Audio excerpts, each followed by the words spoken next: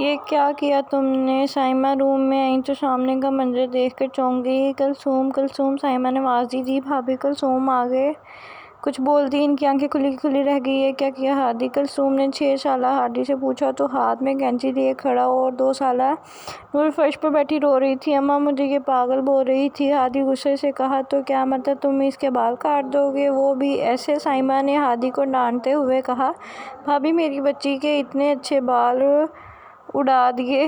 کلثوم بیچاری اپنی بیٹی کے آدھے ادھورے بال دیکھ کر پریشان ہو گئی۔ آنے دے ابا کو تیرے بتاتی ہوں۔ سائمہ ہادی کا ہاتھ گھسیٹتے ہوئے لے گئی۔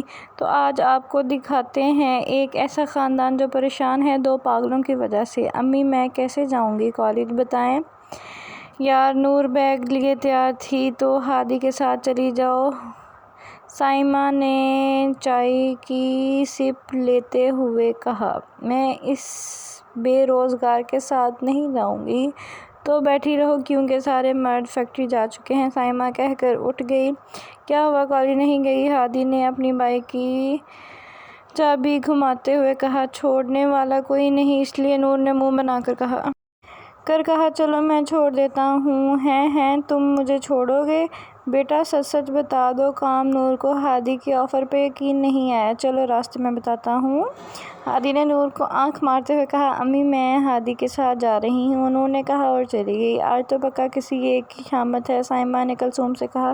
صحیح کہا بھابی، تیار ہو جائیں جنگ کے لیے، کلثوم نے جواب دیا۔ بیٹا دیکھ آگے لڑکیاں مجھے ہی دیکھ رہی ہیں، ہادی نے پیچھے بیٹھی نور سے کہا۔ نور نے گردن آگے کر کے دیکھا تو سوزوکی میں آگے کچھ کالج کی لڑکیاں تھیں جو ہنس رہی تھیں اور شرما بھی رہی تھیں۔ پھر نور نے اپنے پیچھے دیکھا۔ کسی نے صحیح کہا ہے، انسان بھینس پالے لیکن خوش فہمی نہ پالے۔ کیا مطلب؟ ہادی کو نور کی باتیں سمجھ نہیں آئیں۔ ارے وہ بے روزگار، وہ تجھے نہیں، پیچھے دیکھ ذرا۔ ہادی نے پیچھے دیکھا تو ایک اسپورٹ بائک ہینڈسم سا لڑکا تھا۔ جی بالکل، وہ بلبل جو ہے نا، اسی ہی کو دیکھ رہی ہیں۔ تجھے کیا لگتا ہے تیرے اس ٹینڈے جیسے منہ کو وہ شرما رہی ہیں ہوں گی؟ نور نے ہادی کا مذاق بناتے ہوئے کہا۔ او فرعون کی بیوی، تجھے پہلے بھی کہا یہ بے روزگار مت بولا کر، اور بھاڑ میں جائیں وہ لڑکیاں۔ ہادی تپ گیا تھا۔ بیچارہ خوش فہمی، نور نے ہلکے سے کہا۔ بند کر اپنی بتیسی بیٹا، تجھے واپس بھی میں ہی لینے آؤں گا، رخ تو دیکھ، بھولا نہیں ہوں پرسوں والی حرکت، ہادی نے دل میں سوچا۔ ہادی نے نور کو چھوڑ کر آیا تو سامنے ہی صوفے پہ روشان ٹی وی دیکھتا نظر آیا۔ کیوں لنگور اسکول نہیں گیا؟ ہادی نے ریموٹ چھینتے ہوئے کہا۔ ہادی بھائی دے نا ریموٹ یار۔ روشان نے ریموٹ چھیننے کی کوشش کی۔ چپ سے سائیڈ پہ ہو جا، ہادی نے چینل بدلتے ہوئے کہا۔ ماما دیکھیں، ہادی بھائی تنگ کر رہے ہیں۔ روشان نے کچن میں کام کرتی آمنہ کو آواز لگائی۔ ہادی نہیں کرتا، آمنہ نے کچن سے ہی آواز لگائی۔ خدا کی قسم چھوٹی چاچی، کچھ بھی نہیں کیا میں نے، ہادی نے اونچی آواز میں کہا۔ چپ کر بھینسے، ہر بات پہ اماں کو دہائی دیتا ہے، ہادی روشان کے کان کے نیچے ایک تھپڑ لگاتے ہوئے کہا۔ آنے دیں ذرا، آپ کے ابا کو بتاتا ہوں، روشان دھمکی دیتے ہوئے اٹھا۔ نکل، بتاتا ہوں آپ کے ابا کو، ہادی نے روشان کی نقل کرتے ہوئے کہا۔ روشان بیچارہ ہادی کو گھورتا ہوا چلا گیا۔ ہادی 10 منٹ سے کالج کے دروازے کے پاس کھڑا ہوا تھا، تبھی نور کی آتی دکھائی دی۔ کہاں مر گئی تھی؟ کب سے کھڑا ہوں دھوپ میں، ہادی نے نور کے پاس آتے ہی کہا۔ ہاں تو کون سے دھوپ میں جل کے کوئلہ ہو گئے تم؟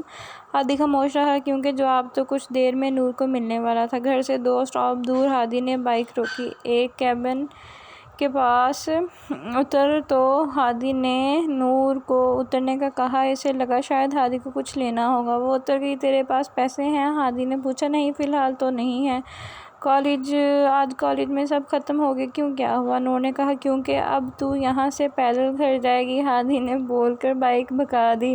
منحوس انسان، نور اسے دل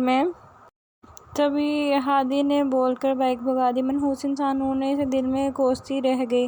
اور ہادی بھگاتا چلا گیا۔ نور کہاں ہے؟ گھر میں ہادی کو اکیلا آتا دیکھ کر کلثوم نے کہا، فکر نوٹ چچی ابھی یہیں کوئی 15 منٹ میں آتی ہوگی۔ ہادی گھڑی دیکھتے ہوئے کہا، کیا مطلب تیرا چچی؟ بولنا فکر نوٹ آ رہی ہوگی۔ ہادی نے پرسکون انداز میں کہا، ہائے میرے مالک پھر کچھ ہوگا، ہائے روشان ساری نقصان دینے والی چیزیں سامنے سے ہٹا دے۔ کلثوم نے روشان کو آواز دیتے ہوئے کہا۔ ٹھیک 15 منٹ بعد نور گھر میں آئی۔ اس کا چہرہ دھوپ کی وجہ سے لال ہو رہا تھا، وہ غصے سے لال ہو رہی تھی۔ ہادی نور کو گھر میں آتے ہی چینخی۔ نور کی آواز سے گھر میں موجود سارے ہی لوگ آ گئے۔ ہاں جی جانی، مزہ آیا کڑتی دھوپ میں پیدل آنے میں؟ ہادی جلے پر نمک ڈالنے کا کام کیا ہادی، سائمہ نے حیرت سے کہا۔ اماں اتنی حیرت نہ کر، اس نے جو کیا تھا پرسوں بھول گئے آپ لوگ؟ چچی اس کے لیے میں کافی ہوں، ہٹے آپ۔ نور کہہ کر پاس رکھی پلیٹ اٹھائی ہادی کو ماری۔ اماں! ہادی ایک دم پیچھے ہوا۔ نور پاگل ہو گئی ہو؟ کیا کر رہی ہے کلثوم؟ آگے آج نہیں بچے گا یہ، نور نے کہا، پھر دوسری پلیٹ بھی ہادی کو ماری۔ روشان کے بچے کہا تھا نا تجھے سب سے ہٹا دے، کیوں نہیں ہٹایا؟ کلثوم نے پاس کھڑے روشان کے کان کھینچے۔ ارے چچی مجھے کیا پتا تھا نور آپی سے شروع ہو جائیں گی، تجھ سے تو ہوتا نہیں کچھ۔ ایمان نے بھی اپنے بیٹے کے کان کھینچے۔ چچی باتوں میں کیا لگے ہیں، بچاؤ ہادی کلثوم کے پیچھے چھپنے آیا۔ میری بیٹی بس کر دے، سائمہ نے نور کو روکا۔ چچی میں اکیلی آئی اتنی دور سے، نور کہہ کر منہ بنا کر اپنے روم میں چلی گئی۔ ہادی کیوں کرتا ہے بچی کو تنگ؟ ایمان نے کہا، میری چھوٹی چاچی اور وہ ناگن جو میرے ناک میں دم کر دیتی ہے۔ ہادی نے ایمان کے کندھے ہاتھ رکھتے ہوئے کہا، تم دونوں نے سچ میں ناک میں دم کر دیا ہے؟ بچپن سے یہی حال ہے، کلثوم نے سر پہ ہاتھ مارتے ہوئے کہا۔ تو یہ گھر ہے وزیر صاحب کا، جن کے 3 بیٹے ہیں اور 1 بیٹی، پہلے امل جن کے 2 بچے ہیں، ہادی اور صفیہ، پھر ایاد بیٹی ہیں جو سوات میں اپنے شوہر اور بچوں کے ساتھ رہتی ہیں، پھر بیٹے ہیں ارمان صاحب جن کی بیٹی ہے نور، اور 1 بڑا بیٹا جو باہر پڑھنے گیا ہوا ہے، تیسرے نمبر پہ ایمان صاحب جن کا 1 بیٹا روشان اور 1 2 سالہ بیٹی ارحم ہے، اور یہ سب ایک ہی گھر میں رہتے ہیں، اور یہ پورا گھرانہ ہادی اور نور کی لڑائیوں کی وجہ سے پریشان ہے۔ شام میں سارے افراد گارڈن میں موجود تھے۔ ابی جان کے سامنے عدالت لگی ہوئی تھی۔ ہاں بھئی، تو آج کون سا کیس آیا ہے میری عدالت میں؟ ابی جان نے چائے کا کپ رکھتے ہوئے کہا۔ ابی جان، اور کیس کا ہو سکتا ہے، صفیہ نے کہا۔ اچھا صحیح ہے، شروع ہو جاؤ۔ ابی جان اپنے سامنے کھڑے ہادی اور نور سے مخاطب ہوئے۔ دونوں نے اپنی اپنی صفائی دی۔ میرے مطابق حساب برابر ہو گیا، ابی جان نے فیصلہ سنایا۔ لیکن کیسے ابا؟ امل صاحب نے کہا۔ وہی تو، ایسے کیسے؟ مجھے یہ اکیلے چھوڑ آیا تھا، خدا نہ کرے کچھ ہو جاتا تو۔ نور معصوم شکل بناتے ہوئے کہا، یہ تو صحیح نہیں کیا ہادی نے، لیکن جو تم نے ہادی کی ٹی شرٹ جلائی تھی۔ ابی جان نے نور کی پرسوں کی گئی حرکت یاد دلائی۔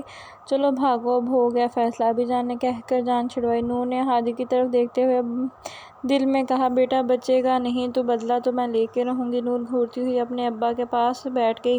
ابی جان، ویسے آپ کو نہیں لگتا کہ صفیہ کا رشتہ تو عاصم بھائی سے لگا ہوا ہے، اب نور کا بھی لگ جانا چاہیے؟ ہادی نے نور کو دیکھتے ہوئے کہا۔ کیوں، بہت جلدی ہے مجھے گھر سے بھگانے کی؟ نور نے تب کر کہا۔ ہاں تو بچی تو نہیں ہو؟ ابی جان، آپ اس بے روزگار کو فیکٹری کیوں نہیں لے جاتے؟ نور نے ابی جان دیکھ رہے آپ کتنی تیز زبان ہیں اس منحوس کی۔ اچھا، اب میں نے کہا تو تیز زبان ہے؟ ارے بس کرو تم دونوں، کلثوم نے کہا۔ تمہارے رشتے کے لیے کہہ دیا ہے میں نے خالہ بانو کو، ایک اور ہم۔ کلثوم نے نور کو سر پہ بم پھوڑا۔ کیا امی جی؟ ہاں ہاں، آپ سب تو بوجھ سمجھتے ہیں مجھے۔ نور اٹھ کر اندر چلی گئی۔ بیٹا ابھی کیوں؟ کہا۔ دیکھو رونے لگی نا۔ ابی جان نور کو روتا دیکھ کر نہیں سکتے تھے۔ ہادی اپنے ہی آپ میں مسکرا رہا تھا، تو کیوں مسکرا رہا ہے بے روزگار؟ امل صاحب نے ہادی کے سر پر تھپڑ لگاتے ہوئے کہا۔ ابا ابھی شروع ہو گیا۔ ہادی بھی اٹھ کر چلا گیا۔ السلام علیکم، کیسے ہیں آپ سب لوگ؟ اور سنائیں جناب، کیا حال چال ہیں آپ کے؟ باقی میری طبیعت نہیں صحیح تھی، اس لیے میں نے آج یہ اپلوڈ کیا ہے۔ باقی دعاؤں میں یاد رکھیے گا، لائک سبسکرائب کریں چینل کو۔